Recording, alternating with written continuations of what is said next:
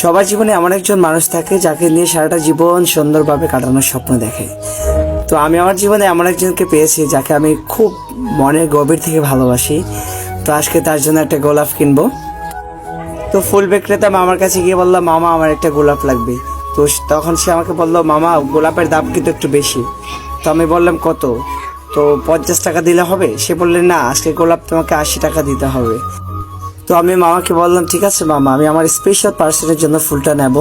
তো 80 টাকা যদি হয় তা আমার কোনো সমস্যা নেই, আপনি গোলাপটা দিন, আপনার পছন্দ মতো দেবেন।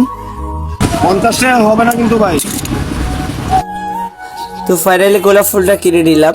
তো এটা হচ্ছে আমার জীবনের সবচেয়ে স্পেশাল পার্সন, তাহার জন্য আমি গোলাপটা নিলাম। Happy Valentine day deer.